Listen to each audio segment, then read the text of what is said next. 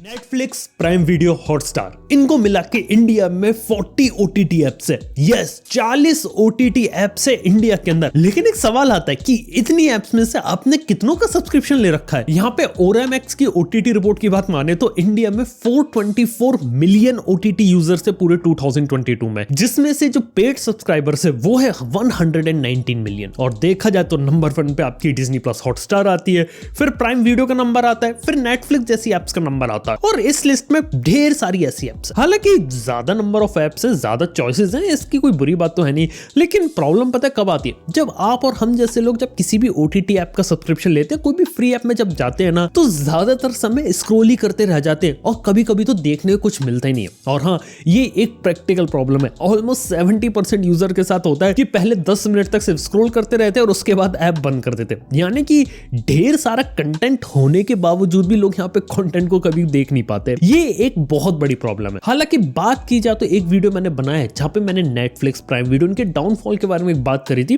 वो वीडियो आई बटन में दे रहा हूं, तो जाके जरूर चेक करना। लेकिन इस वीडियो में बात करने वाला हूं कि इन ओटीटी एप्स का यहाँ पे फ्यूचर क्या हो सकता है। देखो, सबसे पहले बात करना चाहता हूं डिज्नी प्लस हॉटस्टार की। 2022 में उसके जो सब्सक्राइबर बेस था वो था 60 मिलियन का, लेकिन हाल ही में उसका जो सब्सक्राइबर बेस है वो पता कितना हो गया है? 57 मिलियन। पता है इतना कम क्यों हुआ? सबसे पहले तो आईपीएल हॉटस्टार से निकल के जियो सिनेमा पर चला गया। इसके साथ ही हाल ही में एचबीओ का कंटेंट भी यहां से निकल चुका है। ऊपर से जो डिज्नी है वो यहां पे जो कंटेंट प्रोड्यूस कर रही थी उसको भी यहां पे कम कर रही है, और जो अमाउंट यहां पे पहले स्पेंड कर रहे थे उन्हें भी यहां पे कम कर रही है। तो अब हॉटस्टार के पास उतने लेवल के क्वालिटी शोज नहीं बचे जो एक जमाने में उसके पास हुआ करते थे। और जो कंटेंट वो इस समय प्रोड्यूस कर रहा है वो सच बताऊं मीडियोकर क्वालिटी का है, क्योंकि देखा तो काफी सारे अच्छे शोज और जो अच्छा कंटेंट था वो अब यहां से निकल चुका।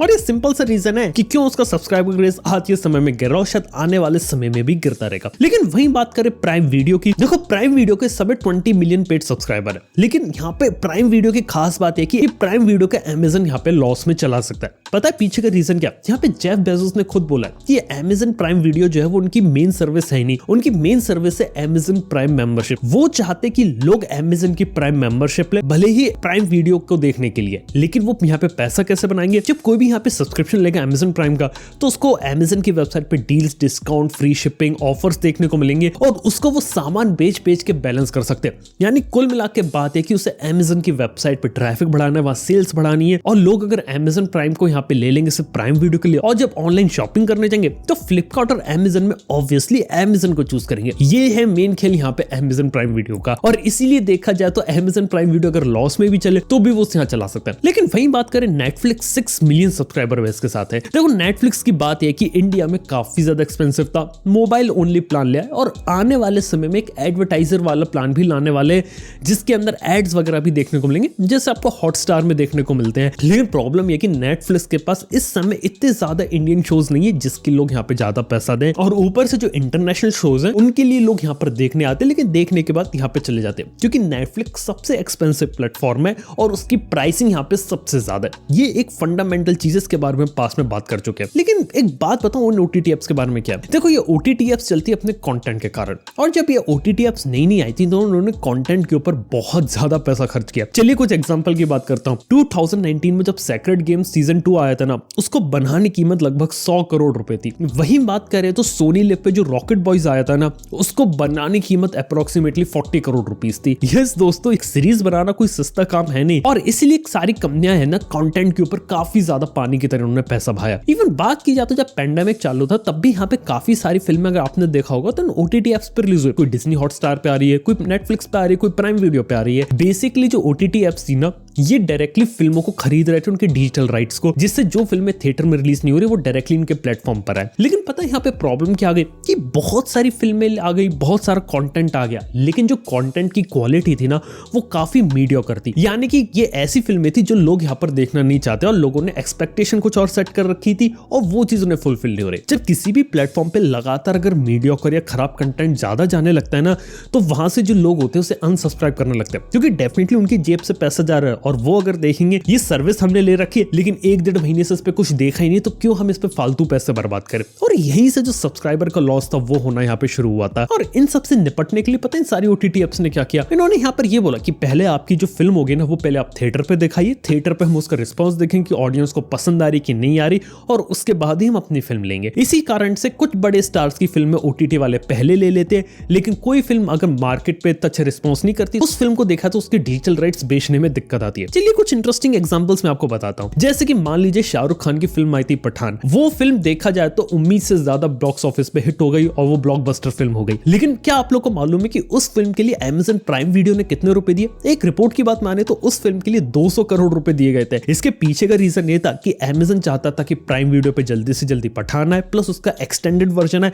ताकि जिन लोगों ने फिल्म को थिएटर में देख लिया वो एक्सटेंडेड कट के लिए दोबारा से देखे, अमेज़न प्राइम का सब्सक्रिप्शन ले। ये थी कहानी। और इसी चक्कर में जो अपकमिंग शाहरुख खान की फिल्म है जवान, उस फिल्म के भी जो डिजिटल राइट्स है नेटफ्लिक्स ने 120 करोड़ रुपए में खरीद लिए। वो तो यहाँ पे बिक जाती है, लेकिन प्रॉब्लम तब आती है जब यहाँ पे कोई फिल्में फ्लॉप हो जाए। जैसे कि 2 अच्छे एग्जांपल दूं आपको। यहाँ पे एक फिल्म आई थी ऋतिक की विक्रम वेधा और एक आई थी वरुण धवन की भेड़िया। दोनों फिल्मों को रिलीज हुए काफी टाइम हो गया, लेकिन उन्हें किसी भी OTT प्लेटफॉर्म पे रिलीज नहीं किया गया। पता है अब जाके वो जो फिल्म है वो कहां पे रिलीज होंगी? वो होंगी जियो सिनेमा पे, क्योंकि जो दोनों फिल्में रहती है ना इनको जियो स्टूडियोज ने यहाँ पे प्रोड्यूस किया। वहीं बात करूं अगर मैं जियो सिनेमा की, तो जियो सिनेमा एक ऐसा प्लेटफॉर्म है जो कि आने वाले समय में ग्रो होता रहेगा। हालांकि मैंने पास में इसके बारे में बात करी, IPL तो सिर्फ एक शुरुआत है, उस पे तो फिल्म आना भी शुरू हो जाएंगी और धीरे धीरे ओरिजिनल कंटेंट होगा। और ये भी हो सकता है कि जो वूट का कंटेंट है वो भी अब लोग उठा के जियो सिनेमा पे डालने लगे, क्योंकि देखा जाए तो आने वाले कुछ साल तक जब तक IPL चलेगा तब तक तो जियो सिनेमा कहीं जाने नहीं वाला। और इस बीच में वो अपने जियो सिनेमा को एक नेक्स्ट लेवल का OTT प्लेटफॉर्म बनाना चाहते हैं, क्योंकि यहाँ पर जियो और बाकी OTT कंपनीज को सबको पता है कि 40 OTT एप्स का नंबर बहुत ज्यादा है। इंडिया में 5 या 10 OTT एप्स चलेंगी। आप लोगों को पता है कि एक जमाने में जियो से पहले जब आते थे तो कितने सारे टेलीकॉम प्रोवाइडर थे। तब आपको एयरसेल देखने को मिलता था, यूनिनॉर देखने को मिलता था, टाटा डोकोमो था, टाटा इंडिकॉम था, ऐसे बहुत सारे थे। लेकिन जब जियो आया एक रिवोल्यूशन आया, अब मार्केट में आपको 3 मेजर प्लेयर देखने को मिलते हैं। सेम कहानी OTT स्पेस में होगी आने वाले 3 से 4 साल के अंदर, जहां पे 40 से ज्यादा जो OTT एप्स है ना काफी सारी खत्म हो जाएंगी, काफी सारी मर्ज हो जाएंगी और लिमिटेड 5 या 6 चीजें देखने को मिलेंगी, ताकि जो लोग हैं उन्हें भी सिर्फ लिमिटेड सब्सक्रिप्शन देखने को मिले। और ऊपर से एक और इंटरेस्टिंग बात पता चली थी एक्सेंचर की एक रिपोर्ट से, कि यहाँ पे 70% तो ऐसे लोग हैं जिनको कई बार OTT एप्स में समझ में नहीं आता क्या ले, और देखा जाए तो यहाँ पे 40% ऐसे लोग हैं जिन्होंने यहाँ पे टॉप 5 जो OTT एप्स होती है ना उनका सब्सक्रिप्शन यहाँ पे कैंसिल करना शुरू कर दिया है, और आने वाले समय में भी कैंसिल करते रहेंगे, क्योंकि आने वाले समय में अगर इन्फ्लेशन बढ़ेगा, रिसेशन जैसी चीजें आएंगी और लोगों को अगर अपने खर्चे कम करने तो सबसे पहली जो मार होती है वो इन एप्स के ऊपर पड़ेगी। और एट द एंड यही होगा कि आपको लिमिटेड एप्स देखने को मिलेंगी, लिमिटेड कंटेंट होगा इनके ऊपर, लेकिन जो मीडियोकर कंटेंट आज के समय में ज्यादा आपको इन एप्स पे देखने को मिल रहा है वो अब यहाँ पे थोड़ा सा कम हो जाएगा। इसके साथ ही एक और इंटरेस्टिंग ऐप है स्टेज जैसी ऐप, जो कि यहाँ पे आगे चल के काफी बड़ी बन सकती है, क्योंकि वो रीजनल कंटेंट के ऊपर फोकस कर रही है। ये जो रीजनल लैंग्वेजेस का जो कंटेंट होता है ना वो आगे चल के काफी ज्यादा ग्रो कर सकता है। तो वो एक ऐसी ऐप होगी आने वाले समय में जो आगे चल के यहाँ पे काफी ग्रो कर सकती है। खैर ये कुछ मेरी एक्सपेक्टेशन वगैरह रहेंगी, लेकिन देखा जाए तो Amazon prime video, Netflix, Hotstar, इन्होंने जितनी अच्छी ग्रोथ यहाँ पर देखी थी ना, शायद अब वैसी ग्रोथ यहाँ पर देख ना पाए यहाँ पे।